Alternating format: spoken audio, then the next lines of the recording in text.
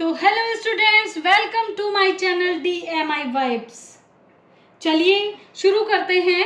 बहुत स्टूडेंट्स के कमेंट्स आए थे मेरे पास कि मैम आप बोर्ड पर समझाइए हमें, तो शायद ज़्यादा अच्छे से समझ पाएंगे। तो उन्हीं के लिए मैंने ये वीडियो तैयार करी है। तो चलिए शुरू करते हैं। आज का हमारा टॉपिक है हिंदी काव्य सूरदास। तो आज हम सूरदास जी की व्याख्या करेंगे। ये हमारे पास पद है। यह मन निश्चय जानो, मन क्रम बच मैं तुम्हें पठावत, ब्रज को तुरत पलानो। पूरन ब्रह्म सकल अविनाशी, ताके तुम हो ज्ञाता। रेख न रूप जाति कुल नाही, जाके नहीं पितु माता। यह मत दे गोपिन कह आवहु, बिरह नदी में भासती। सूर तुरत यह जाय कहो तुम, ब्रह्म बिना नहीं आसती। देखिए स्टूडेंट्स, कोई भी पद की हम जब व्याख्या करते हैं तो सबसे पहली बात क्या है कि सबसे पहली बात यह है कि हमें उन शब्दों का अर्थ पता होना चाहिए। तो पहले हम कुछ शब्दों के अर्थ जान लेते हैं। जैसे क्रम का मतलब है कर्म, जैसे कि मन क्रम, क्रम का मतलब यहाँ पर है कर्म। बच का मतलब है यहाँ पर वचन। पठावत का मतलब भेजता हूँ। तुरत का मतलब तुरंत। पलानो का मतलब है जाओ। अविनाशी का मतलब है जिसका नाश न किया जा सके। जाके का मतलब है जिसके। ज्ञाता जानकार। भासित मुक्ति। आसति आसक्ति। इसके बाद हम करते हैं संदर्भ। संदर्भ क्या होता है कि ये कहाँ से लिया गया है, ये पद कहाँ से लिया गया है। तो हम इस तरह से लिखेंगे इसको कि प्रस्तुत पद्यांश हिंदी साहित्य के भ्रमर गीत सार से लिया गया है, जिसके रचयिता महाकवि सूरदास जी हैं और संपादक आचार्य रामचंद्र शुक्ल हैं। इस तरह से हम इसका संदर्भ लिखेंगे। पहला होता है संदर्भ, इसके बाद में आता है प्रसंग। प्रसंग में हम लिखेंगे ब्रज और ब्रज की गोपियों के प्रेम में डूबे हुए श्री कृष्ण अपने मित्र उद्धव को अपना संदेशवाहक बनाकर ब्रज भेजना चाहते हैं। कारण क्या है? कारण ये है कि कृष्ण के विरह में व्यथित गोपिकाओं को सांत्वना देने के लिए उद्धव को ज्ञान मार्ग की सीमाओं से परिचित कराना है। इसी से उद्धव से अनुरोध करते हुए कृष्ण कहते हैं कि उद्धव आप जो है वो ब्रज में जाइए और गोपियों को ज्ञान योग के मार्ग की शिक्षा दीजिए। इसके बाद आती है व्याख्या। व्याख्या में जो है हम इस पूरे पद का अर्थ करेंगे। अर्थ इस प्रकार से है।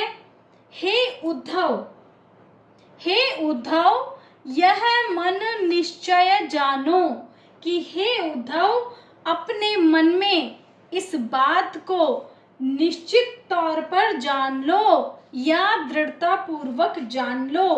कैसे जान लो? यह मन निश्चय जानो। कृष्ण कह रहे हैं उद्धव से कि उद्धव अपने मन में ये बात तुम दृढ़ता से जान लो। कैसे जान लो? मन क्रम बच मैंने मन का मतलब बताया था।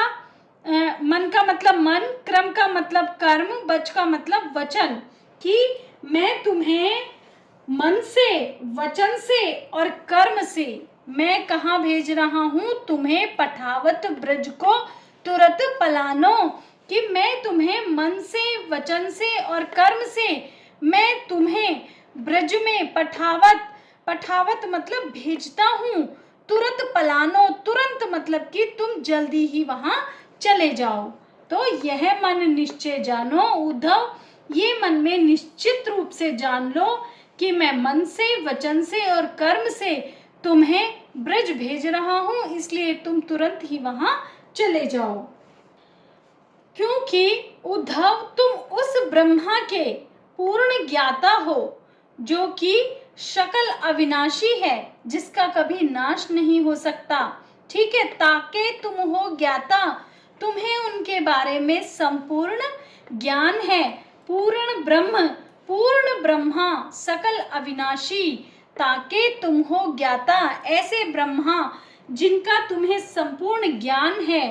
रेख न रूप जाति कुल नाही, जाके नहीं पितु माता। इसके बाद में कृष्ण कह रहे हैं कि ऐसे ब्रह्मा जो अविनाशी हैं, जिनके रूप, रेखा, जाति, कुल, माता पिता अर्थात कुछ भी नहीं है, बिल्कुल निराकार निर्ब्रह्मा है। इस ब्रह्मा के तुम संपूर्ण ज्ञाता हो, जिनके रूप, रेख, कुल, जाति कुछ भी नहीं है और ना ही उनके माता पिता हैं। फिर ये कह रहे हैं कि यह मत दे गोपिन कह आवहु, बिरह नदी में भासती।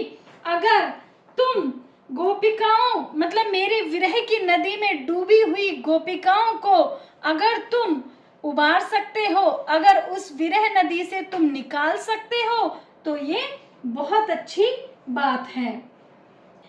सूर तुरत यह जाय कहो, तुम ब्रह्म बिना नहीं आसती। और मेरे प्रेम में डूबी हुई गोपिकाओं को तुम ये संदेश दे दो, तुम ये ज्ञान दे दो कि प्रेम से बढ़कर के ब्रह्म प्रेम के बिना कोई मुक्ति नहीं है। ब्रह्मा आसक्ति ही सच्ची आसक्ति है, ब्रह्म बिना नहीं आसती, ब्रह्मा के बिना कोई आसक्ति नहीं है। इसलिए अगर तुम ये कर सकते हो तो जरूर करो। और इसमें एक और आता है विशेष। एक हो गया आपका संदर्भ, प्रसंग, व्याख्या और अब आएगा आपका विशेष। विशेष में हम लिखेंगे कि ब्रह्मा का वर्णन निर्गुण या ज्ञान मार्गी विचारधारा के अनुसार होता है। विरह नदी में रूपक अलंकार है, भाव साम्य, रीति कामने मुक्ति ही। यहाँ पर श्री कृष्ण की मनस्थिति, कूटमय वाक चातुर्य और उद्धव के ज्ञान मार्ग के प्रति व्यंग्यार्थ धारणा मुखर हुई है। अतः कृष्ण चरित्र की दृष्टि से यह पद महत्वपूर्ण है। तो स्टूडेंट्स, ये हमने इसकी व्याख्या कर ली है। और अगर आपको इसमें कुछ समझ में नहीं आया हो या आपको और किसी तरीके से पढ़ने में इंटरेस्ट हो तो आप मुझे कमेंट बॉक्स में लिख करके बता सकते हैं, ठीक है। और अगर आपको ये वीडियो अच्छी लगी हो, आपको बहुत अच्छे से समझ में आई हो, तो प्लीज़ चैनल को लाइक और सब्सक्राइब जरूर करें। धन्यवाद।